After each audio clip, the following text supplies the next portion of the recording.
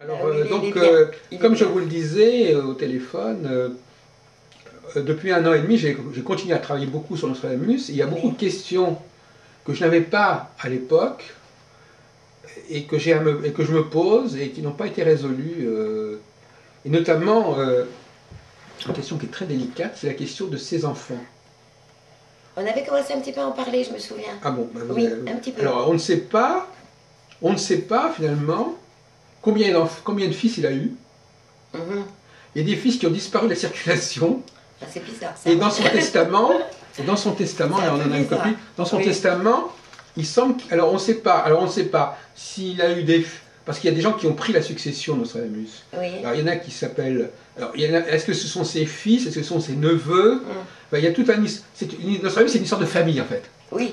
C'est-à-dire qu'en fin de compte, après lui, ou même à la fin de sa vie, il avait été relayé par d'autres personnes qui portaient aussi le nom de Nostradamus. Mhm. Et on sait, les gens disent que ce sont des imposteurs, des imitateurs, mais en réalité, ils avaient peut-être probablement tout à fait l'accord de Nostradamus. Et deuxièmement, ils avaient réellement un lien familial, filial ou par le biais d'un oncle. Alors voilà. Donc c'était ce point que je voulais clarifier d'abord avec vous. C'était la question de savoir, de faire un peu le point sur la généalogie de Nostradamus, quels étaient ses enfants, et quels sont les gens, et quels sont parmi ses enfants et ses neveux ceux qui ont continué après Mais lui. il n'y avait pas aussi des éditeurs qui l'ont un petit peu copié, parce que il me semble qu'on en avait parlé. Oui, non, mais justement, pour l'instant, on aborde le problème Donc, autrement. On aborde le oui, problème sous un autre on angle, va voir. qui est l'angle de... Parce que la dernière fois que j'en avais parlé, j'étais pas du tout branché là-dessus. J'étais un peu influencé par le fait que c'était des gens qui s'étaient approprié le nom de Nostradamus, etc., comme ça, pour faire bien. Et en réalité, je pense que d'une certaine manière, il y en avait certains qui étaient réellement non reconnus par Nostradamus et qui étaient de son sang. Alors il y a le fameux César, Oui, on avait parlé de César. mais César, alors effectivement César c'est un personnage qui devient un petit peu compliqué. Parce il semblerait, alors je ne sais pas si je dois vous donner la réponse ou pas, mais il semblerait que vous savez, vous connaissez la fameuse formule dans la Bible de Ésaü et Jacob, la rivalité entre les frères. Oui. Il semble qu'il y ait eu un problème de fratrie. Mm. C'est-à-dire qu'en fin de compte, il y a eu plusieurs fils qui se sont un petit peu disputés entre eux. Oui. Voilà. Alors je voudrais savoir ce qu'il en est, et ça a été loin, ça a été très loin. Alors je vais l'appeler là, je vais voir s'il est avec nous. Alors, Nostradamus, je suis avec Monsieur Paul Brown, qui s'intéresse beaucoup à Alban de Carcassonne. Brown Carcassonne. Est-ce que tu es avec nous? Je suis Geneviève. Il nous attendait, il nous a écoutés. Oui, je sentais qu'il était déjà là, d'ailleurs il était un peu impatient avec nous. Oui, bah, vous commencez par l'habitude aussi. Hein. Alors, je lui pose quoi comme question? Bon, je vous pose une question un peu directe. Comment s'appelait l'aîné de ses enfants? Alors ça, si je comprends un prénom, ça va être... Ah bah, on va voir. Alors, ou alors on peut poser on va poser deux noms, et il va me dire lequel des deux, non? Ça serait peut-être mieux, oui. Vous écrivez alors Michel et César. Alors, Michel, c'est le premier enfant? Voilà, c'est ça. Michel qui s'appelait comme son père, en fait. Alors, Nostradamus, si tu peux me dire, c'est Michel, le prénom Michel, est bien le prénom de ton premier fils. Oui, c'est clair. C'est oui. Ah. Alors, donc, comment se fait... Alors, donc, il y a une autre question qui se pose. Comment se fait-il que dans ton testament, que tu as fait avant de mourir, il n'y a plus mention de ce Michel? Pourquoi est-ce qu'il a été supprimé? Est-ce qu'il le sait qu'il a été supprimé? Ou est-ce que c'est un faux testament? Alors, sur un testament qui est beaucoup lu, il n'existe plus le prénom de Michel. Qu'est-il devenu, Michel? Donc, pourquoi est-ce que son nom n'est plus dans le document? Et pourquoi son nom n'est plus dans le document?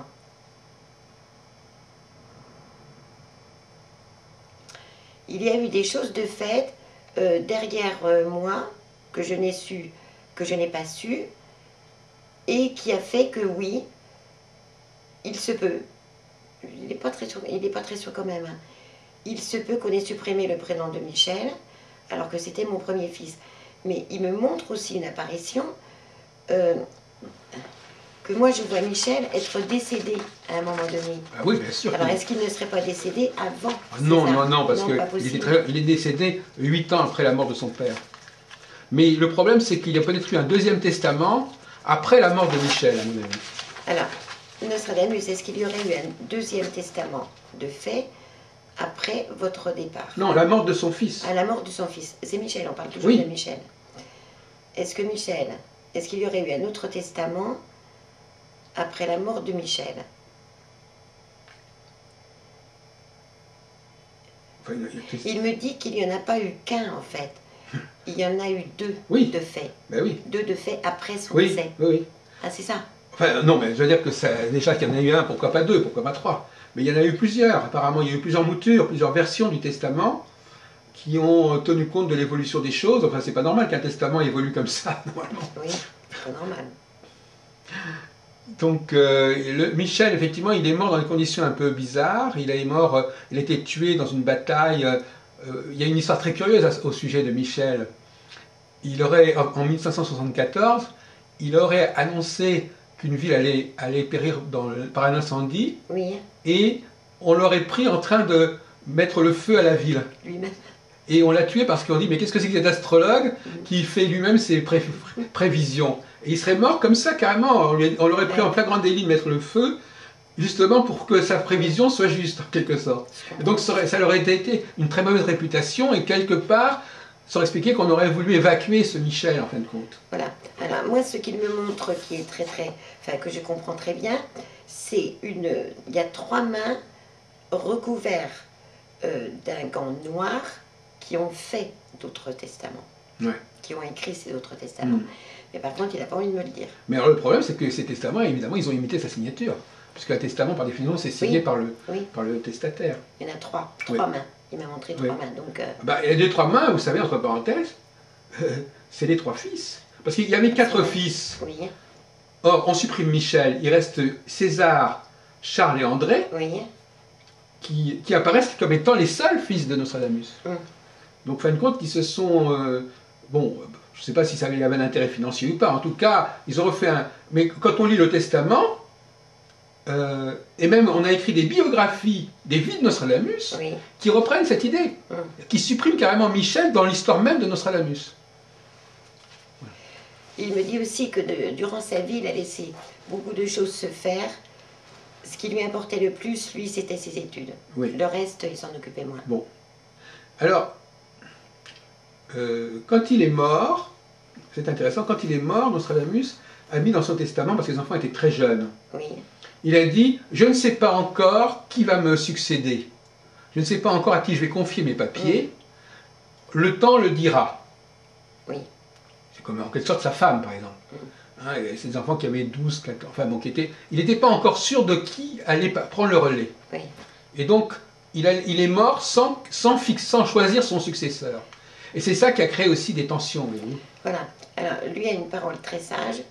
Il me dit que il a compris à un moment donné qu'il ne serait pas suivi, justement, de par ses fils, parce que il dit qu'il représentait quelque chose qui lui avait été certainement commandé, une mission sur Terre, que les fils n'auraient pas pu égaler. Ils n'auraient pas fait la même chose. Une sorte de karma, en fait. Oui. Oui. Donc c'est pour ça. Mais alors, la question qui se pose, Geneviève, c'est un peu notre question. Est-ce qu'il y a... On parle parfois dans les publications d'un neveu.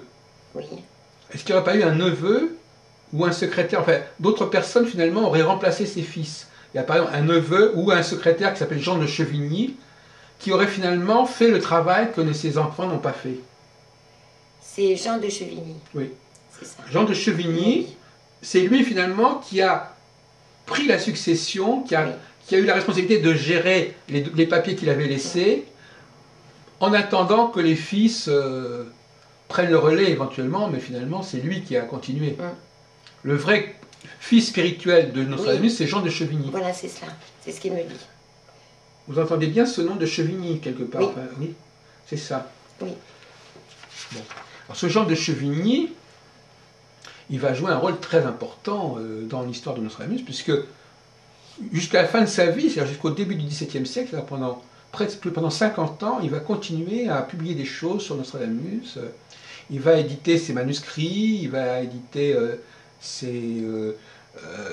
correspondance, enfin, il va s'occuper de beaucoup de choses. Parallèlement, alors finalement, c'est ça, vous avez raison, c'est comme ça. Compte, les enfants ne faisaient pas vraiment l'affaire, et il avait un jeune secrétaire très, très doué qui a en réalité exécuté les dernières volontés de Nostradamus. Mais pour lui, il me dit exactement ce que vous me dites. Jean de Chevigny représentait son fils spirituel. Il me parle de César. Et César voulait dominer un petit peu les choses, mais n'en était pas capable jusqu'au bout. Voilà. Et d'ailleurs, César, il a fait une chose extraordinaire, César. Il a laissé croire que 10 ans avant la mort de Nostradamus, Nostradamus avait choisi César pour lui succéder. C'est-à-dire qu'il a antidaté de 10 ans, il a fait un testament de 10 ans antérieur, comme si Nostradamus avait fait, ça arrive, 10 ans avant sa mort, il avait déjà fait un testament, et il sort ce testament en disant, vous voyez, c'est moi, alors que César, il avait 1 an à l'époque. Donc, César n'a pas accepté que Nostradamus laisse l'histoire la situation de la succession en attente. Il en est arrivé à créer un texte qui lui apportait la validation que c'était lui qui était le fils choisi, le fils aimé, le fils missionné par Nostradamus. Alors, Nostradamus m'explique qu'il était tellement pris par cette passion de ce qu'il voyait, c'était pour aussi rendre service aux hommes, il savait très bien que sa notoriété resterait de très très longues années, certainement plus que ce qu'il pensait encore.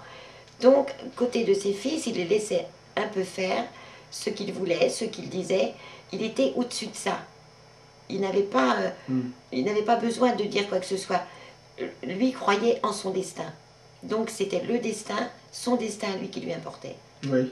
Qu'il dise ce qu'il voulait, de toute façon, les vérités seraient toujours, il m'expliquait cela, seraient toujours sues au moment où il serait favorable qu'il soit. D'accord.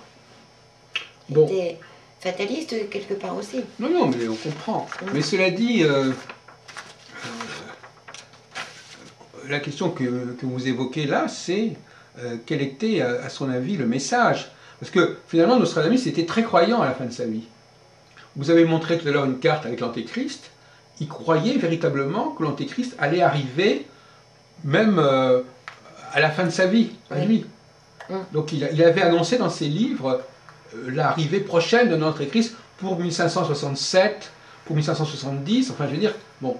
Et quelque part, on sait, avec le recul, est-ce qu'il n'a pas eu l'impression qu'il avait un petit peu été trop rapide à annoncer l'arrivée de l'Antéchrist?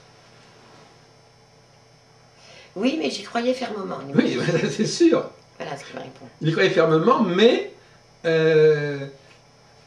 on a été obligé de reporter les dates parce que c'était pas encore arrivé. Oui. Alors il a écrit au pape pour le prévenir, etc. Oui. Et finalement, il a quand même été un petit peu déçu par l'astrologie, je pense, à cause de ça, parce que c'est l'astrologie qui lui avait donné les dates. Et à mon avis, après, il a dû se dire, bon, ben, l'astrologie c'est bien, mais... parce qu'il voulait combiner l'astrologie avec la Bible. Ah oui.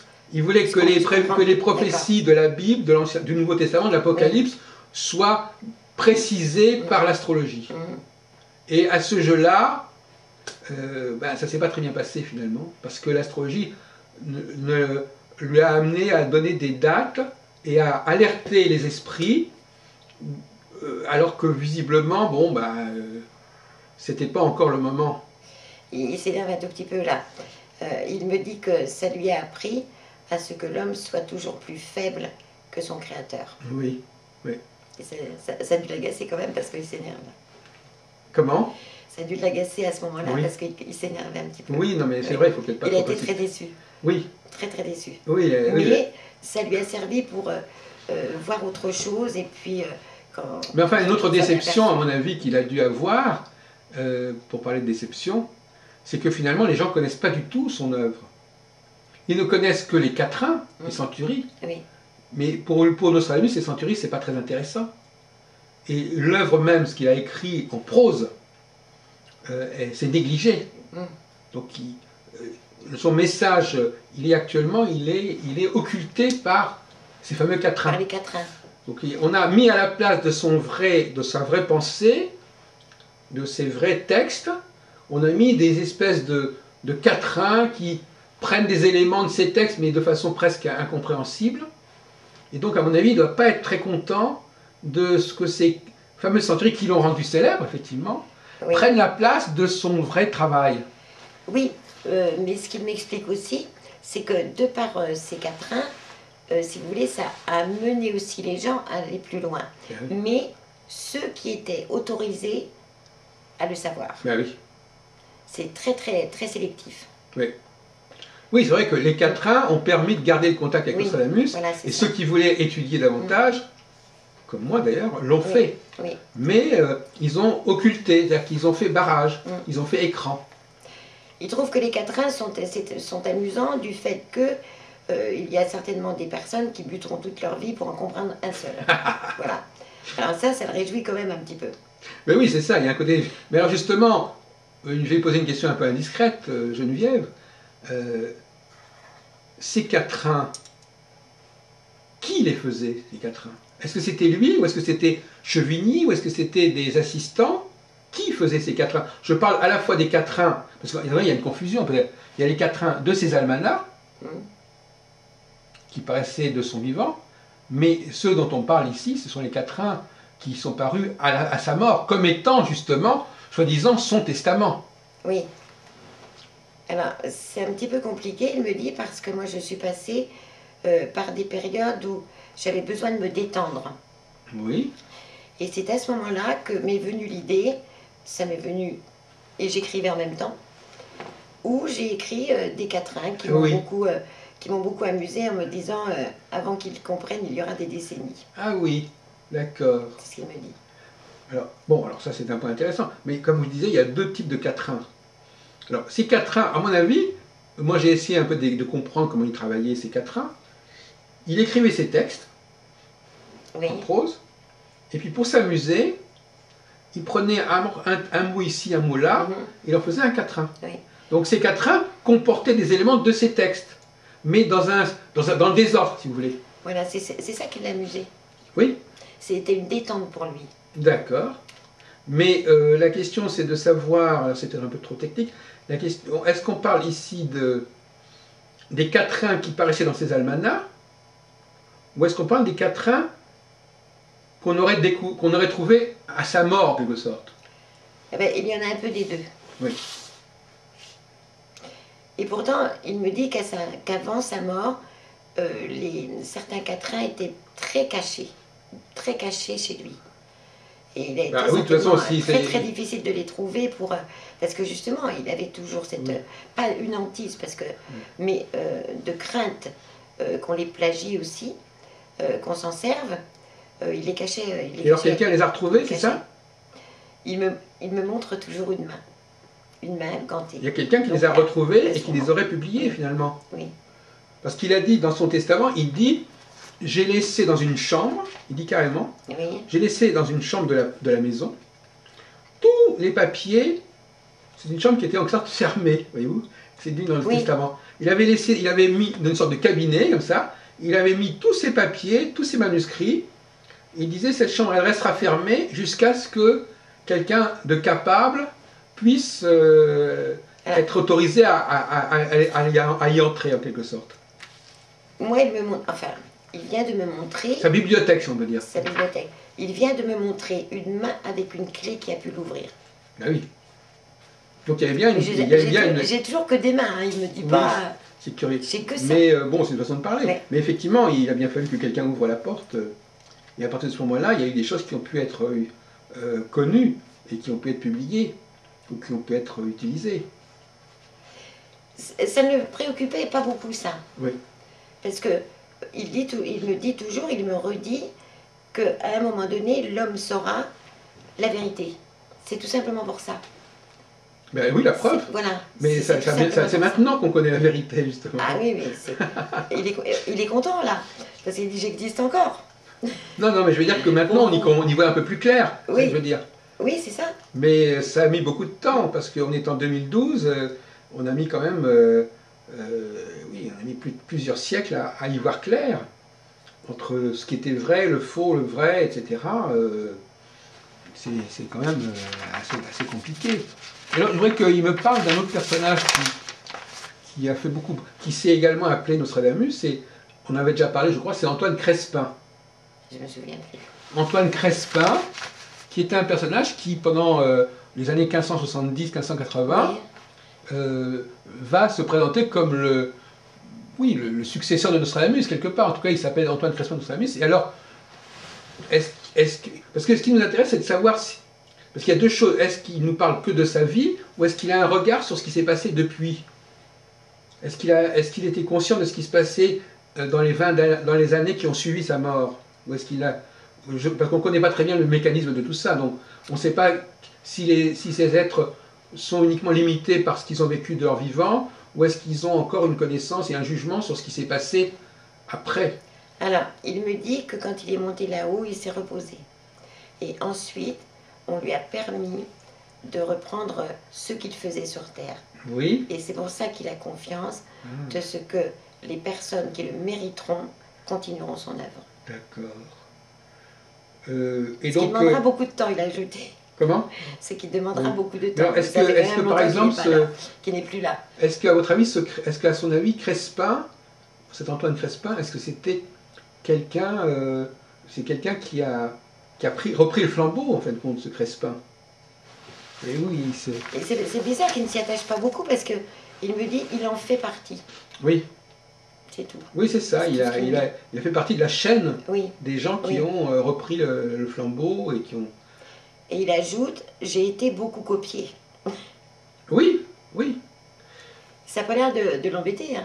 Non, non, mais effectivement, il y a des choses des détails sur lesquels on ne peut peut-être pas entrer avec lui en discussion, parce qu'effectivement, ça ne l'intéresse pas plus que ça, en fait.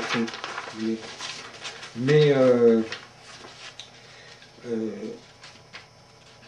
par exemple, ce qui est amusant, ce qui serait amusant, je ne sais pas si on peut faire l'expérience comme ça, est-ce que, par exemple, on va faire, c'est un peu un jeu, est-ce qu'il se reconnaît dans certains portraits qu'on a fait de lui,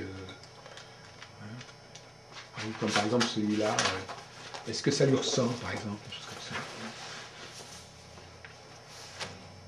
Il me dit qu'il a été embelli sur ce portrait. Oui, c'est pas tout à fait ça. Non. Les yeux, par contre, il dit oui. Mais c'est le nez. Oui.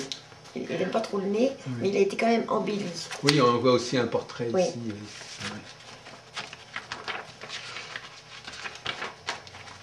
Oui. Et alors, là, effectivement, c'est lui qui il attachait beaucoup d'importance à ce dessin. C'est lui, à mon avis, qui a dû le faire dessiner.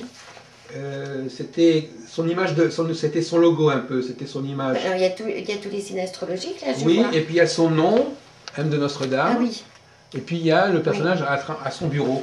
Mais moi je me souviens d'avoir visité un château où justement en Anjou, je ne sais plus comment il s'appelle celui-là. Donc tout le plafond, c'est une énigme sur tous les dessins. Ça représenterait un petit peu ça. Enfin, d'après ce qu'il me fait ressentir. Il y a des énigmes dedans, cherchez-les. Voilà. Et pourtant, c'est que des signes astrologiques. Ah bon, il faudrait chercher des choses dedans. Oui. Ah bon? Ça m'intrigue, ça. Alors, il me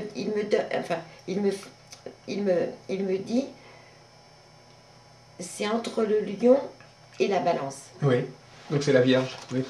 Oui. Ah bon? Mais il y a des petites choses en plus que les astrologues n'ont pas trouvé dans la définition de ce qu'il aurait voulu lui, que l'on trouve, que les humains trouvent après son décès. Donc entre le lion, encore des petites énigmes. Entre le lion et la Vierge, c'est ça? Non, entre le lion et la balance, il m'a dit. Oui. Et regardez, c'est la Vierge. Oui. Alors, mais qu'est-ce que vous voulez dire? Oui. Ah ben, ce que je pense, c'est qu'à mon avis, il a dû certainement, enfin, il me souffle aussi, hein, il devine, mais il montre des choses aussi. Oui, oui. À mon avis, je pense qu'il a dû, petit à petit, ne plus trop savoir si l'antéchrist viendrait ou pas. Oui. Et c'est petit à petit aussi qu'il est devenu croyant. Mais à la suite, non, pas à la suite de ça. Non, mais c'est dans sa vie. Oui. Dans sa vie. Puisque, bon, entre les deux, il y a la Vierge. Ça veut dire des choses. Alors, il y a une fausse vignette qui a beaucoup circulé et qui a caché l'ancienne vignette. Ça, Oui. c'est une vignette qui s'est substituée à la vraie vignette. Oui. Donc, on a supprimé la frise. Ah oui. Et on a également... On a laissé que le milieu du dos. Voilà, on a également modifié la position du personnage. Mais ça se ressemble. Oui. Et ça, comme il disait tout à l'heure, il y a des faux. Ben, les fausses Nostradamus, ils utilisent la fausse vignette. Et les vrais, ils utilisent la... Enfin, si on peut dire. C'est-à-dire que il y a des vignettes qui sont caractéristiques des faux. Des faux almanachs. Oui, en plus, là, il écrivait sur un écritoire, et là, c'est sur une table. Oui, par exemple. Oui, il y a des petits détails comme ça. Oui, c'est ça, mais il faut regarder ces petits détails qui font la différence, justement. J'ai une autre question à poser très importante pour les historiens. C'est la suivante. Quelle a été la relation de Nostradamus avec le roi de France? Et le premier roi de France qu'il a connu, c'est-à-dire Henri II, le mari de Catherine de Médicis. Quelle était sa relation avec ce roi de France? Parce que justement, on connaît des lettres qu'il aurait écrites au roi de France. Oui. Et à mon avis, elles sont toutes fausses. On a laissé croire qu'il avait écrit au roi de France, Henri II. Oui. Et à mon avis, ce sont des inventions. Ah, il y a quand même au moins un écrit, parce qu'il me le montre. Oui, mais est-ce que il a peut-être écrit un manuscrit, il a peut-être écrit, parce il a probablement écrit au roi de France, mais ce qu'on présente comme étant son épître, ce ne serait pas de lui en fait. Parce qu'il a été invité effectivement à la cour en 1555, il est revenu à Salon, de Provence, et la question que je pose, puisque je vous donne les documents là, vous avez ces deux documents, ces deux épîtres au roi Henri II. Ces deux épîtres, est-ce qu'à son avis, elles sont réellement écrites par lui, ou est-ce que ce sont des fausses épîtres qui auraient été mises à la place des correspondances qu'il aurait eues effectivement avec le roi, mais qui seraient restées des correspondances manuscrites? Ah, cette fois-ci, il dit c'est les miennes. Quoi? C'est les siennes, ces épîtres-là. Ah, et elles ne peuvent pas être toutes les deux de lui, de toute façon. Il y en a une des deux qui est... il y en a une forcément des deux qui est fausse. Hein. Là, il me dit, est-ce que vous avez les bonnes? Non, justement, non, parce qu'en fait, il a écrit à sa femme. Il en a écrit deux. Donc alors, c'est peut-être pas les bonnes. Alors, il dit qu'il a écrit deux épîtres à Henri II. Oui. Ah, d'accord. Alors, c'est pour ça qu'il me dit, mais vous avez peut-être pas les bonnes. Non, mais alors ça change tout. Ça change tout. Mais je me demande si... Alors là, on va y avoir un problème de... Il y avait un délicat sujet, là, parce qu'effectivement, il a pu en écrire deux, en effet. Il me montre, hein, il y en a bien deux. Mais est-ce que ce qu'il vous montre, c'est un imprimé, c'est quelque chose c'est un livre, ou est-ce que c'est une lettre, au sens où une lettre manuscrite? C'est papier, un papier. Mais il me dit qu'il y en a une qui était très personnelle au roi. Voilà, donc celle-là, elle n'est pas parue. Voilà, c'est tout simplement ça. Et là, alors c'est ça, parce qu'il a écrit à Henri II, c'est certain. Oui. Mais entre écrire à Henri II et publier sa lettre, c'est la même chose. Publier, ça veut dire imprimer et la faire connaître à tout le monde. Bon, par exemple, là, vous avez... Il y en a les deux, une publiée et l'autre personnelle au roi, donc le roi l'a gardée. Oui. Par exemple, celle-là, parce que je travaille beaucoup sur celle-là. Celle-là, il aurait envoyé au roi les présages merveilleux pour 1957, et il aurait, comme c'était indiqué, il l'aurait dédié au roi Henri II. Bon. Alors, est-ce que cette épître-là, certaines personnes pensent qu'elle est vraie, d'autres personnes pensent qu'elle est fausse. Peut te voir avec votre pendule. Je vais lui demander. Alors, une question très claire, c'est les présages. Les présages merveilleux, c'est ça? Je vais lui poser Oui, ces la présages question. merveilleux qui contiennent une des lettres Henri II, Oui, qu'on a, on a vu le début tout à l'heure. oui. Voilà. Est-ce que ces présages merveilleux, est-ce qu'ils sont véritablement... De lui. Est-ce que cette lettre-là, qui dit, voilà, je vous consacre les présages de l'an 1557, est-ce que cette lettre-là, elle a été écrite réellement par Nostradamus, ou est-ce que c'est une invention qui a été imaginée par la suite?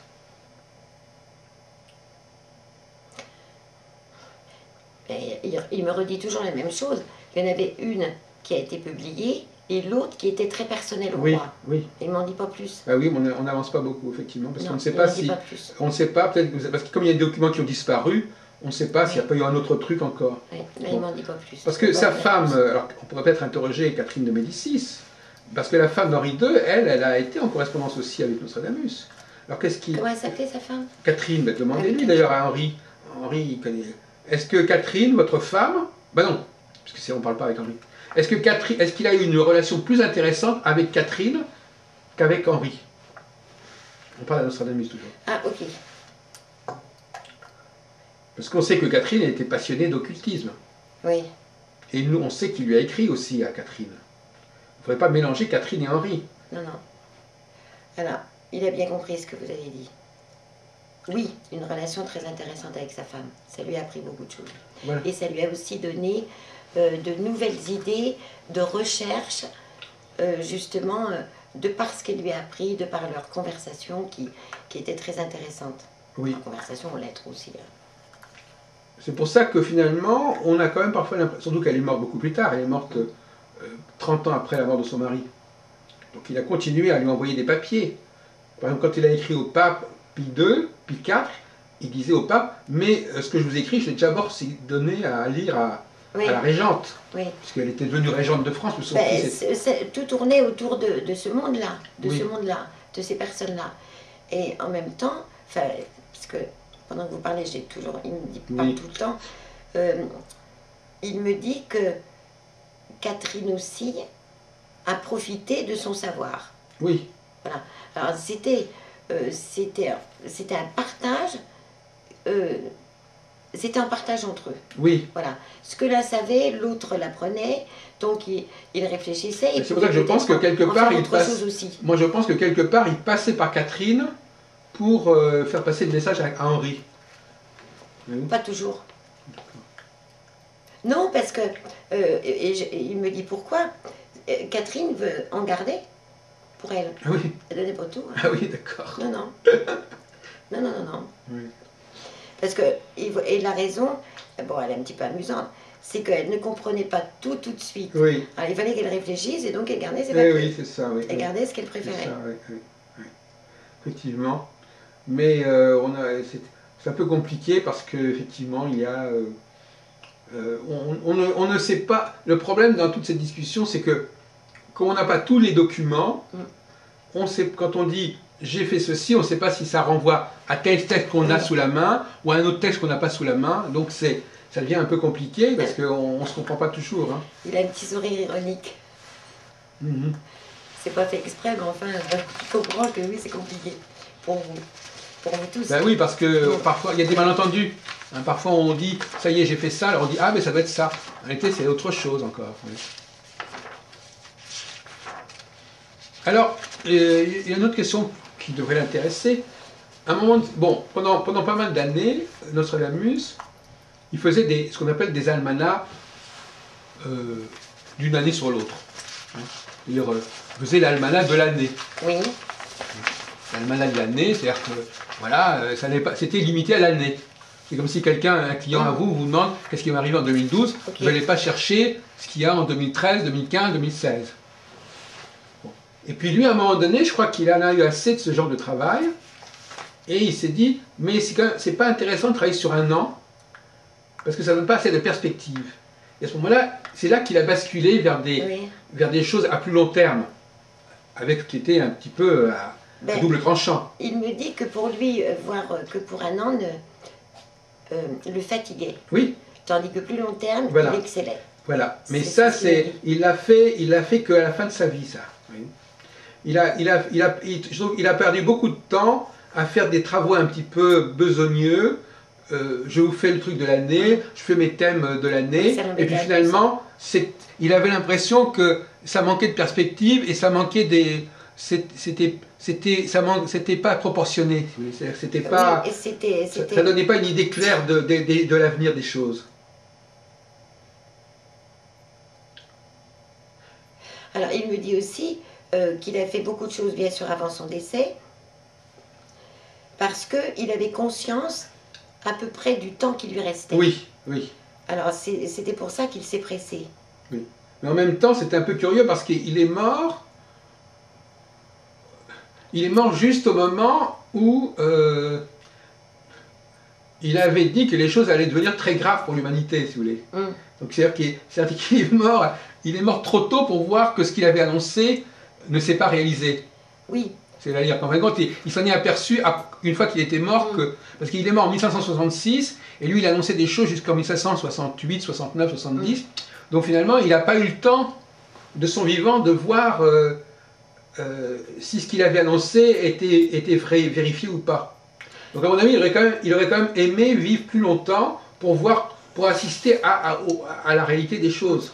Oui, mais il trouve que c'est beaucoup mieux de là-haut, tout compte fait. Oui, oui, oui. Et puis, c'était quand même un homme raisonnable en disant c'était mon destin. Il trouve qu'il a eu une très belle vie passionnante. Oui. C'est pas tout le monde. Oui, c'est vrai, oui. C'est pour ça qu'il dit ça. Mais effectivement, moi à sa place, j'aurais trouvé un peu fâcheux de mourir si vite, si tôt, parce que il était tellement en pleine effervescence, il avait annoncé tellement de choses à ce moment-là, que le fait qu'il disparaisse à ce moment-là, c'était un peu dommage, si vous voulez. Oui, mais il me dit qu'il faut qu'on comprenne que l'humanité doit comprendre actuellement et être raisonnable, qu'il ne pouvait pas tout savoir de toute façon, mais aussi, il écrivait pour l'humanité. Oui. Donc, il pressentait déjà qu'il y a des choses qu'il ne verrait pas. Oui, oui. Donc, c'est un sage, hein, Nostradamus. Oui. C'est pas n'importe qui. Donc, ça ne le tracassait pas du tout, parce que vers la fin de sa vie, justement, il se confiait comme une sorte d'enfant à Dieu, qui faisait que ça le faisait devenir sage en plus. Alors ça, ces petits détails-là... D'ailleurs, dans ses textes, il le dit à la fin, il le dit, il y a des moyens, il le disait à plusieurs fois, il dit, je ne sais pas si vous lisez l'italien, je crois. Un petit peu, oui. Il disait, voilà, je fais des pronostics, mais il y a des moyens de neutraliser mes pronostics. C'est-à-dire qu'il y a des moyens, en invoquant Dieu, ça permettra d'empêcher que ce que j'annonce se produise, voyez-vous, c'était amusant. Oui, parce qu'il avait beaucoup d'humour. Donc il annonçait quelque chose, il disait, mais si vous priez Dieu, ça va peut-être l'éviter. Oui. Donc ça devenait quelque chose de compliqué. Alors qu'au début, il faisait que de l'astrologie. Et après, il a dit, mais à un moment donné, il est rentré dans la peau du prophète qui dit, j'annonce quelque chose, mais éventuellement, si vous repentez, vous priez, un peu comme Jonas, voilà, ça ne se produira pas. Il est devenu sage petit à petit. Oui. Et donc à ce moment-là, il a relativisé, il a relativisé son pronostic, puisque c'était toujours sous réserve que Dieu soit d'accord ou pas. Et donc si Dieu décide que ça n'a pas lieu, ça n'a pas lieu, même si c'est annoncé. Donc il a pris la distance par rapport à l'astrologie.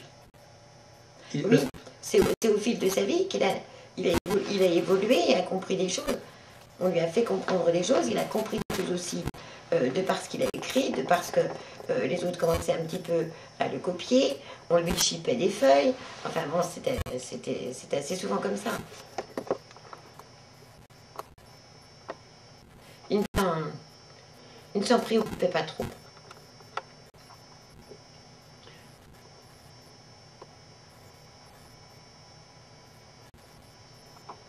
Il me dit, ah ben c'est amusant ce qu'il me dit, c'est lui aussi.